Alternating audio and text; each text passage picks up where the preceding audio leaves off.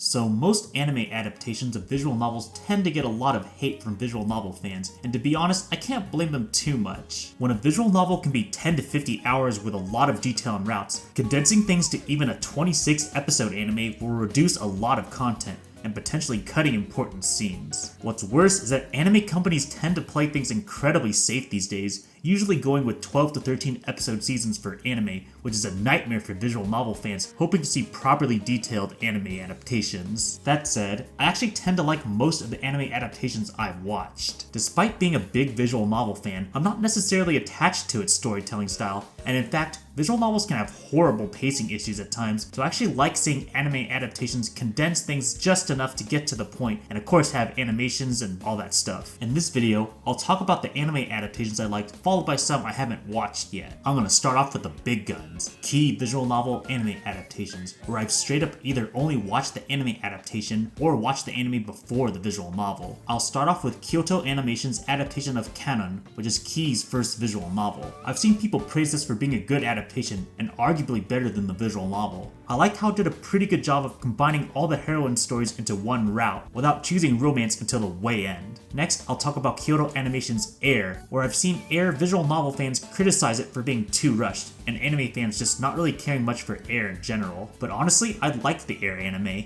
Unlike most key Jun Maeda stories, Air has a ballsy ending, and I thought the anime did a good job executing it. Everything else about the show was hit or miss, but the last few episodes alone made me like this series. Going into Kyoto Animation's Clannad, which is almost universally considered one of, if not the best visual novel to anime adaptation by most visual novel and anime fans, which isn't hard to see why. Clannad is one of the longest visual novel anime adaptations with around 50 episodes total. Clannad is a masterclass of providing the best way to include most of the major heroine stories in the visual novel while not confirming any romance until the second season. And they even did a really interesting thing where they separate Tomoyo's and Kyo's routes into their own OVAs since it'd be too difficult to remove the romance from their routes. It also says something when the Afterstory anime is one of the highest rated anime of all time by both anime and visual novel fans. Next, I'll talk about David Productions' adaptation of Planetarian as a 5-episode OVA. Planetarian is a pretty short, linear visual novel, so the OVA basically being the length of a movie was the perfect way to showcase the story, and I think it adapted it pretty well. It helps that the Junker actually has a sprite and voice now. Next, I'll be going into JC Staff's adaptation of Little Busters. I don't see too much hate for this adaptation, but not too much love either, kind of a mid-reception. However, as far as I know, it was really similar to Clannad's adaptation style, adapting the main heroine stories into one route, just with dropping most of the romance. There were a bit less episodes than Clannad's anime, but it's still a fairly long 40-ish episode series and adapted things well, at least to me. Though interestingly, they adapted the Ecstasy routes as a separate OVA series, so with those, the Little Busters anime is basically as long as Clannad's. Finally, I'll end with 8-Bit's adaptation of Rewrite, which is by far the least like of Key's anime adaptations. Since Rewrite's story is a lot different from previous Key visual novels, it would be a lot harder to do the previous approach of somehow adapting all the main heroine's stories into one route. So the writers took a very strange approach, basically making Season 1 an anime original route with just a few episodes of the common route and a few episodes that reference some flashbacks to a few characters' routes. Admittedly, it's probably not going to be appealing to most fans, being confusing to people who never read the visual novel and infuriating to visual novel fans who just wanted to see the routes in animated form. But honestly, I actually liked Season 1's anime original route as a weird compromise to both keep all the main characters relevant, make Kagare important faster, and Rewrite's setting making this anime original route actually kinda makes sense. Thankfully, Season 2 is mostly a solid, straight adaptation of Moon and Terra, with a few changes. Moving on from Key, we're going to yet another almost universally liked anime adaptation, White Fox's Steins Gate. I think the only real flaw of Steins Gate's anime is that it doesn't really follow anything that's not the true route,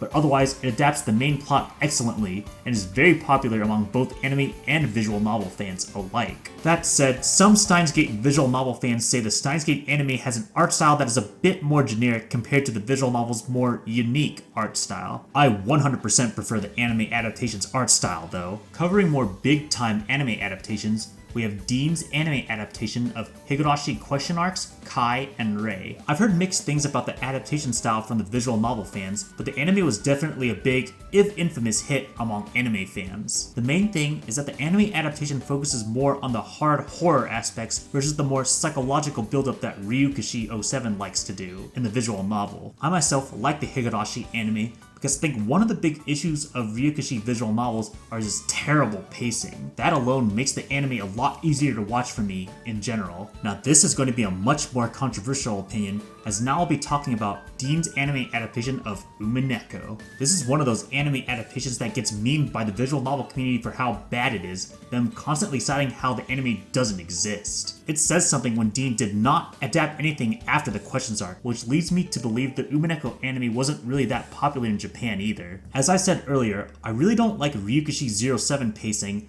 and the anime helps fix this a lot. One of the complaints about the anime adaptation is that some things get condensed or removed to the point that the mystery can't be solved anymore. But as someone who cares more about the storytelling pacing, I didn't mind that, and everything was still enjoyable for me. The Umineko visual novel has one of, if not the best soundtracks in visual novels. Thankfully, the anime had some pretty sick remixes of some of the visual novel songs. This is going to be another controversial opinion, but now I'm going to talk about ACGT's Dies Irae adaptation. Now I will admit, the prequel OVA, Reimi, or Day of Wrath, is extremely confusing for newcomers, and I don't recommend watching it first. However, I thought the anime series itself was a solid enough adaptation of the common route and Marie's route. The Dies Irae visual novel is popular for being a very chuny action series. I'm not really a fan of action scenes in visual novels due to how badly they're paced as well as lack of animations, so I was happy to see the very over-the-top action stuff in the anime adaptation done well in my eyes. Now admittedly, the anime only covering Marie's route makes the story feel a bit incomplete, especially due to reveals about characters in the other 3 routes not showing up. But I like to think of the Dies Irae anime as a nice teaser to get people interested in the visual novel, especially since the visual novel's common route is free on Steam. For some extra triggering, I actually watched the Dies Irae anime's English dub. The fact that they added German accents to the main villains due to them being Nazis and all, that kind of intrigued me. The accents themselves obviously weren't authentic, but it got the idea enough for me personally. Now here's a messy one. Technically, the visual novel Fate Stay Night has at least one full adaptation of each of its main 3 routes, Fate, Unlimited Blade Works, and Heaven's Feel. Dean did an anime adaptation of mostly the Fate route called Fate Stay Night in 2006. A common complaint about this season is that they randomly mixed in scenes from the other 2 routes. Also, the art and animation aren't anything special, and the soundtrack is a bit generic compared to the visual novel's somewhat more stick-out tunes. That said, this Fate Stay Night anime was still pretty popular among anime-only watchers. I also liked it for what it was, and think it's a pretty enjoyable way to watch the Fate route in anime form. Now we have Ufotable's adaptation of Unlimited Blade Works. This adaptation, while not universally liked, is still a lot more liked than Dean's Fate route adaptation, and especially Dean's Unlimited Blade Works movie adaptation. The main thing people like about Ufotable adaptations is their beautiful art and animations. They started with an adaptation of the light novel Fate Zero, which was definitely universally loved. Ufotable's Unlimited Blade Works adaptation follows the story of Unlimited Blade Works' visual novel plot pretty well. There's just a handful of small changes, including some anime-only scenes, especially towards the end. And then there's the Ufotable adaptation of Heaven's Feel, where instead of being a TV series like the other 2, it was a movie trilogy. One thing I didn't mention yet is that in the Fate and Unlimited Blade Works anime adaptations, they rewrote a couple of H scenes to be some what basically became funny memes. However, in Heaven's Feel, they do not censor out sex, due to it being important to the plot, and not just some silly plot device to regain mana. Heaven's Feel felt slightly more rushed than the Unlimited Blade Works series due to it being a movie trilogy, but it still covered the main plot points pretty well. And of course, the animation was beautiful as always. They really outdid themselves, especially with having a movie budget. Another controversial adaptation is 8-Bit's Grisaia trilogy, especially the first season. Now I will admit, if you watch the first season, aka The Fruit of Grisaia, you would not watch it to get the full stories of the common and heroine routes. They're just so incredibly rushed. However, I still like season 1 for a few reasons. 1, Yuji is voiced and gets a pretty popular voice actor in Takahiro Sakurai, bringing out his true snarky personality. 2, considering how the sequels somehow imply the main heroines get at least some of the development in their routes without the romance, the anime kinda works things in a way to make the Fruit of Grisaia story tie in more with the sequels. 3, the original Grisaia had ridiculously slow pacing across the board, so it being super fast paced in comparison was a nice change of pace. That said, I'd only recommend the Grisaia Season 1 anime if you just really want to see the sequel content as fast as possible, or you only want a teaser of the characters before jumping in the original visual novel. Considering the second and third seasons are based on the linear main stories of the sequels, they're generally much better received. I like Season 3 in anime form in particular, since the plot officially turned from psychological drama to kinda cheesy action story, and as I said earlier, I much prefer seeing action in anime form. Now here's an adaptation I really wish more companies would take inspiration from: TBS's Amagami SS. Amagami SS has a very rare adaptation format, the omnibus. Basically, there's 6 main heroines. One heroine gets the route adapted in 4 episodes, then a new universe starts where the protag gets with the next heroine's route for another 4 episodes. Repeat until all 6 heroines' routes are covered. I would think this would be the perfect style to adapt route-based romance visual novels, yet for some reason it hasn't been done since 2010. It's not like Amagami wasn't popular either, it got a second season and all. I think this style could work excellently for something like Smee's Making Lovers, which already has a really short common route. Now, as a degenerate, I've tried a few hentai anime, and it's interesting to find out that some hentai anime I watched were based on random visual novel nukige, including ones that don't have English translations. I'm not really a fan of a lot of nukige visual novel art, and I think the anime adaptations for them have better art for me, and having animations and stuff definitely helps. A few that I've watched I've pictured here include Sora no Iro, Mizu no Iro, Fault, Namaiki, and Eroge Make Sexy Games. The only visual novel adaptation, if you can even call it that I disliked enough to offend me and even drop was Lerche's Maji de Watashi ni Koi Shinasai, or Majikoi Oh Samurai Girls. This is one of the strangest anime adaptations I've seen, especially in terms of how it starts. The first episode starts by condensing all of Momoyo's route into one episode, specifically the one that leads to her bad ending. Then the rest of the series is completely anime original. Being anime original could work, just look at Higurashi Go and Sotsu, as long as the content they make up is actually good. Sadly, to say this anime was hit or miss is the absolute best compliment I could give it. My main flaw is that while the characters' base personalities are there, technically, the humor style is completely generic, ruining these characters. It says something when in one of the first episodes, there's a typical harem accidental pervert scene where Miyako, the resident super pervert, takes part in the hitting Yamato for that accidental perverted moment. In the visual novel, she'd purposely be setting up this situation and jumping in on Yamato the first chance she'd get. There's also some strange minor changes like Takai having a robot arm for some reason. The only positives I can give this are that Yamato has a voice actor and there's a few scenes being particularly funny, including the Miyako Majikoi parody scene and the Kokoro trying to seduce Yamato scene.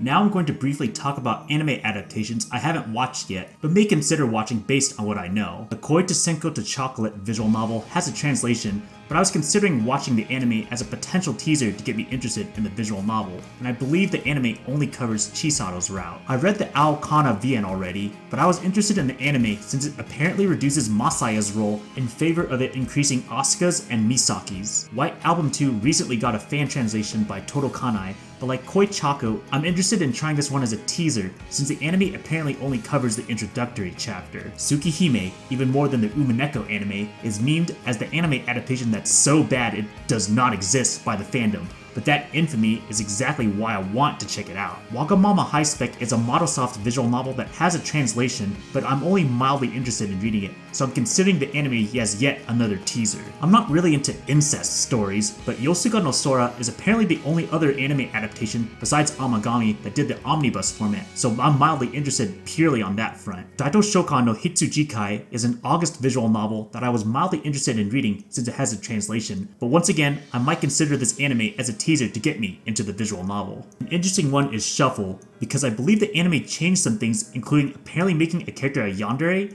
and it doesn't help that the manga gamer version of Shuffle visual novel isn't legally available for purchase anymore. Da Capo 3 is yet another visual novel I was very mildly interested in reading and may use the anime for a teaser. Grisaia Phantom Trigger is the perfect representation in my eyes, where if given the option of an action series, I'd much prefer them in anime form. The muv-luv alternative anime made some weird choices like fully skipping Extra Unlimited and changing most of the character designs, but honestly, I'm still interested to see where it ends up since it's not quite done yet. Very quick note, but I'm quite interested in Mahoyo and Summer Pockets anime that are currently announced but not aired yet. And that's all for my personal opinion on anime adaptations of visual novels. I know they're not the most popular topic in the visual novel community, but I'm curious about your guys' thoughts on them. Is there any you like? Do you refuse to watch any of them? Or do you still try to watch them hoping they're good, or do you expect a trash heap but watch them anyway? Feel free to leave a comment below.